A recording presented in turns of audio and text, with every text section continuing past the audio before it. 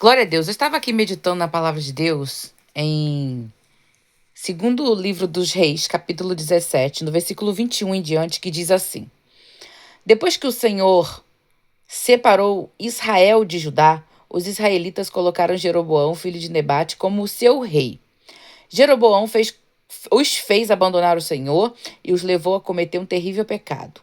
Os israelitas seguiram Jeroboão e continuaram a praticar todos os pecados que ele havia cometido, até que finalmente o Senhor os expulsou da sua presença, como havia avisado por meio de seus servos, os profetas. Assim, o povo de Israel foi levado para o cativeiro na Assíria, onde eles moram até hoje. Esse até hoje aqui significa que quando foi escrita essa palavra, o até hoje foi até quando foi escrita aquela palavra lá. Essa palavra aqui, no caso. O rei da Síria trouxe gente das cidades de Babilônia, Cuta, Iva, Amate, Serfavaim, e os fez morar nas cidades de Samaria, em lugar dos israelitas que haviam sido levados como prisioneiros. Esses assírios tomaram posse daquelas cidades e ficaram morando ali. Quando foram morar lá, eles não adoravam a Deus, o Senhor. E por isso ele mandou leões que mataram alguns deles. O rei da Síria ficou sabendo que as pessoas que ele havia mandado morar nas cidades de Samaria não conheciam a lei do Deus daquela terra. No caso, o Deus daquela terra era Deus, o Deus Todo-Poderoso, né? Que eles não conheciam. Vamos lá. E por isso, esse Deus havia mandado leões que estavam matando aquelas pessoas. Então, o rei deu a seguinte ordem: mandem de volta um dos sacerdotes que nós trouxemos como prisioneiros, faça com que ele volte e fique morando lá, para que ensine ao povo a lei do Deus daquela terra. Então o sacerdote israelita que havia sido levado da cidade de Samaria foi e ficou morando em Betel, onde ensinava o povo a adorar a Deus, o Senhor. Mas o povo que ficou morando no território de Samaria continuou a fazer os seus próprios ídolos e os colocou nos santuários que os samaritanos haviam construído. Cada povo, nas cidades de onde estavam morando, fez os seus próprios ídolos. Isto é, o povo de Babilônia fez imagem do seu Deus. Sucote-Benote, o povo de Cutá, imagem de Bergal, o povo de Amate, imagem de Azima, o povo de Iva, imagem de Nibás, e Tartaque, o povo de Serfavaim, queimava os seus filhos em sacrifício aos deuses Dramaleque e Anameleque. Esses povos também adoravam a Deus, o Senhor. Mas, ao mesmo tempo, escolhiam no meio deles todo tipo de pessoas para servirem como sacerdotes nos lugares pagãos de adoração e para oferecerem sacrifícios por eles naqueles lugares. E assim eles adoravam o Senhor e também adoravam os seus próprios deuses, de acordo com os costumes dos países de onde tinham vindo. Bem, eu li essa passagem e eu fiquei meditando em coisas que nós vemos por aí na mídia hoje em dia. Pessoas que, quando estão no desespero e precisam de alguma coisa, precisam de milagre, precisam de cura, precisam de coisas financeiras, quando as pessoas precisam de uma bênção, ou quando pessoas precisam de algum tipo de livramento, aqui eles precisavam de livramento. Olha o que está acontecendo. Israel foi dividido em duas, parte norte e parte sul. A parte sul ficou com Judá, que é a tribo que Jesus nasceu, e a parte norte com Israel, que passou a ser chamado de Samaria também, né? A capital se chamava Samaria. Então, toda vez que fala Samaria, tá apontando para Israel norte. E aí o que acontece? O povo de Israel foi levado cativo, foi levado para o cativeiro, lá para a Síria. E quando chega lá, o que, que o rei daquele lugar faz? Ele levou Israel, levou o povo de Israel, o povo de Samaria, para morar na Síria e trouxe o povo da Síria, algumas pessoas da Síria, para morarem em Israel, né? Em Samaria. E quando eles chegam lá, porque todo mundo que vai para algum lugar, ela carrega consigo aquilo que ela aprendeu. Ela vai levando consigo aquilo que ela aprendeu, ela não deixa nada para trás. Daquilo que está aqui dentro, daquilo que é costume, vai tudo junto com a pessoa. A única coisa que deixa para trás é coisas materiais. É casa, não tem como carregar uma casa. Não tem como carregar alguns bens materiais, não tem como carregar. Mas os costumes, eles levaram os seus costumes lá para o meio de Israel, lá para Samaria. E aí lá eles se estabeleceram naquele lugar e começaram a adorar os deuses deles, continuaram a adorar os deuses deles lá naquele lugar. Porém, o Deus de Israel, aquela terra era do povo de Israel. Aquela terra era do povo de Deus. E aí, o Deus de Israel ficou irado com aquilo e mandou leões para o meio deles, que acabou com a vida de alguns ali. E aí, o rei daquele país, né, da Síria, que havia tomado Israel, ele entendeu: peraí, essas tragédias que estão acontecendo, essas situações que estão acontecendo, pode ser que seja o Deus deles que esteja fazendo isso. Então nós precisamos saber o que o Deus deles, as leis do Deus deles. Precisamos saber o que o Deus deles se agrada. Só que na ignorância deles, eles pensavam que eles poderiam adorar ao próprio Deus dele e agradar a Deus de alguma maneira. Eu adoro a Deus, mas agrado a Deus, mas eu também tenho outros ídolos. Eu me agrado de outros ídolos. Interessante que nós vemos isso acontecendo em várias situações. Não, eu vou lá, agradeço, adoro, mas eu tenho os meus. Eu acredito. Eu lembro que quando Paulo chegou em Atenas, creio que era Atenas, se eu estiver errada, me corrijam aí nos comentários. Mas eu creio que quando ele chegou lá em Atenas, a Bíblia diz que ele começou a observar. Ele começou a observar aquele lugar com indignação. Ele observava, olhava, e muitos altares levantados. E ali tinha um altar também no meio daqueles, ao Deus desconhecido. Eu me lembro disso. Ao Deus desconhecido. Tinha ali um altar. É tipo assim: olha, Deus, nós temos aqui os nossos altares, mas nós te reverenciamos também. Nós também lembramos, assim, de uma certa forma, de ti. E não é assim que muita gente tem feito hoje? Não é assim que muitas pessoas têm feito hoje? Hoje em dia, nós vemos muitas pessoas que falam assim: eu sou cristão, eu sou servo de Jesus Cristo.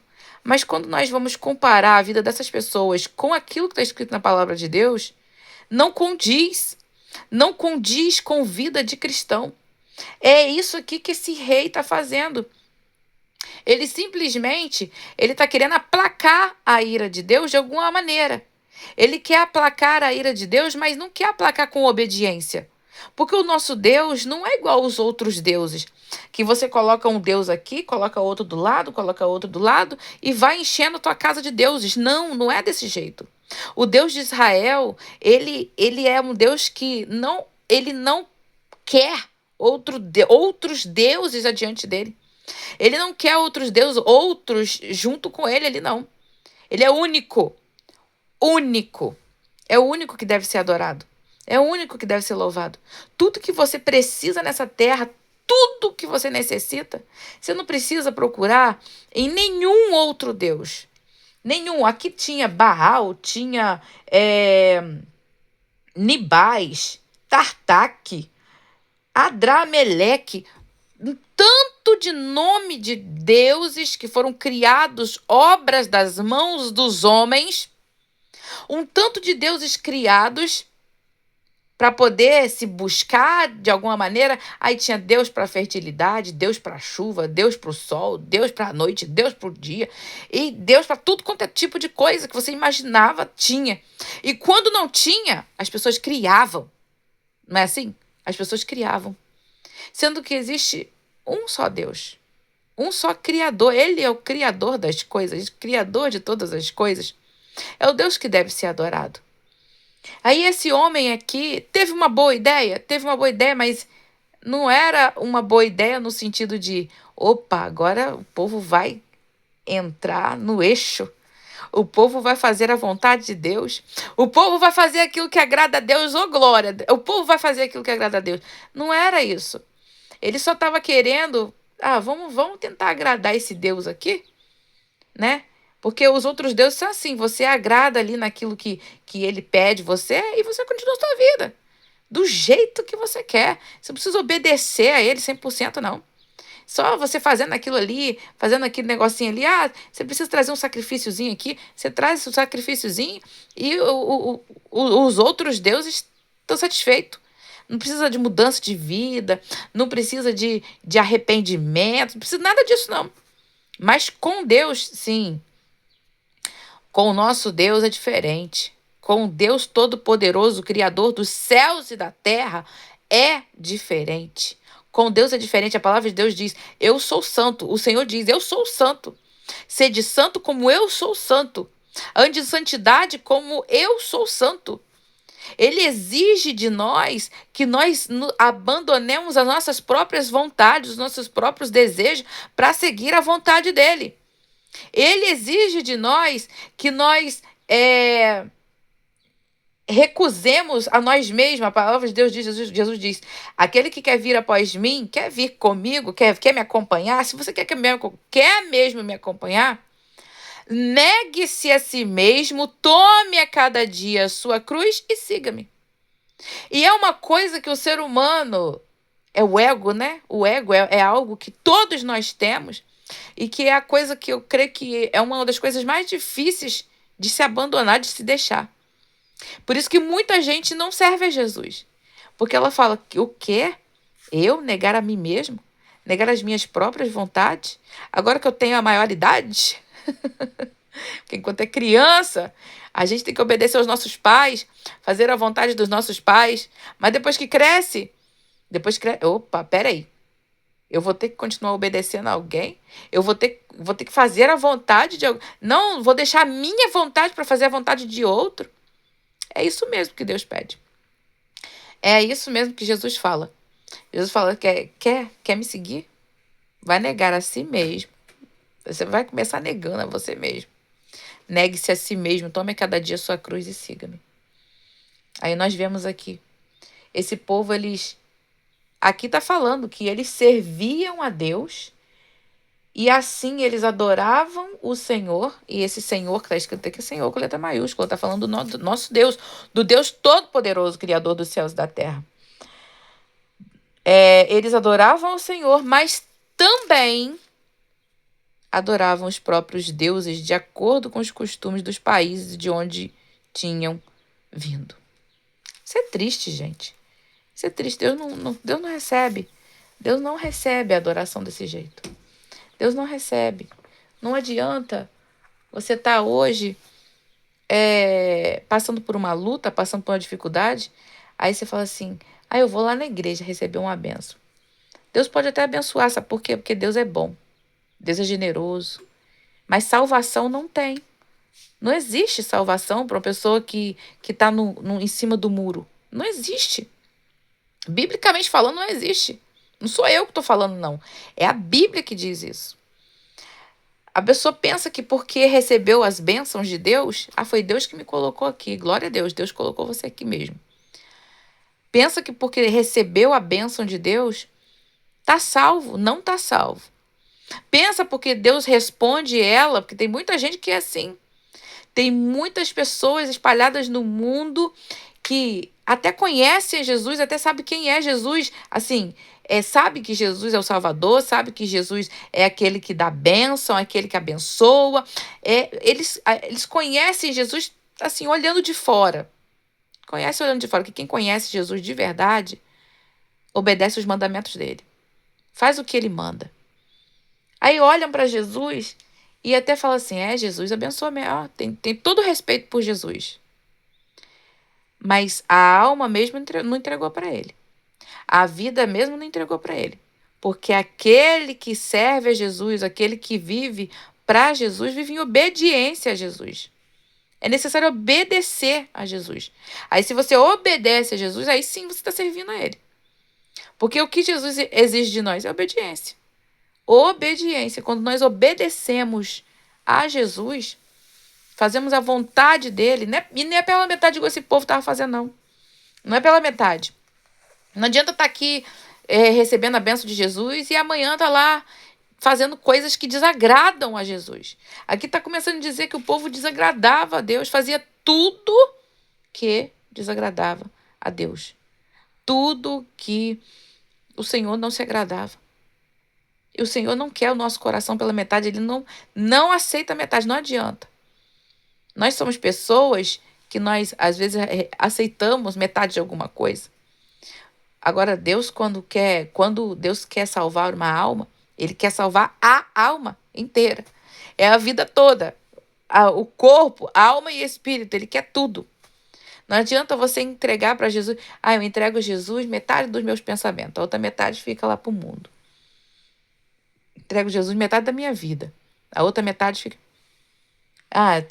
metade da semana eu sirvo a Deus. A outra metade, eu sirvo a minha vontade, a carne, a vontade da minha carne. Eu sigo os meus desejos. Eu sirvo a Deus desse jeito. Não. Se é para servir a Deus, é para servir de verdade. É de corpo, alma e espírito. Completamente. Quer servir ao Senhor? Sirva ao Senhor de todo o teu coração. Porque quando ele buscar a igreja dele, o povo dele, o povo que professa fé nele, ele vai buscar um povo que é firme. Firme na rocha. Não é um povo que é morno, que está metade lá, metade cá. Não. O morno, Jesus vai vomitar o morno. Agora, o Senhor ele vai buscar aquele que é firme, constante e fiel na presença dele. E servir a Jesus não é fácil, não. Neste mundo, não. Mas traz um refrigério para a alma. A nossa alma, a gente sente, a gente sabe que nós estamos com o Senhor. E o Senhor tem preparado para cada um daqueles que obedecem algo maravilhoso. É o céu. Porque se você olha para a terra, você está aqui na terra, se você acha que essa vida aqui não é muito boa, que é mais ou menos, que essa vida aqui é muito triste, o Senhor tem preparado algo bom. Tem preparado algo maravilhoso. O que importa é estar com Ele, no céu, ou aonde Ele estiver, como diz em João capítulo 14. Fiquemos com essa palavra nesse dia. Medite nessa palavra. Não fica para lá e para cá, metade lá, metade cá, não. Sirva a Deus. Busque ao Senhor, nosso Deus, através da pessoa de Jesus Cristo. É porque é através da pessoa de Jesus Cristo que você chega a Deus. Se não for através da pessoa de Jesus Cristo, não tem como não. Você consegue chegar até Deus através da pessoa de Jesus Cristo. João 3,16. Leia lá. João 3,16. Porque Deus amou o mundo de tal maneira que enviou o seu Filho unigênito para que todo aquele que nele crê não pereça, mas tenha a vida eterna. É através da pessoa de Jesus Cristo. Obedeça a Jesus Cristo. Faz o que ele manda. Entrega a tua vida para ele, teu coração, a tua mente, corpo, alma e espírito. Entrega a sua vida para Jesus, para você ver o que ele vai fazer na sua vida. Amém? Deus abençoe em nome de Jesus.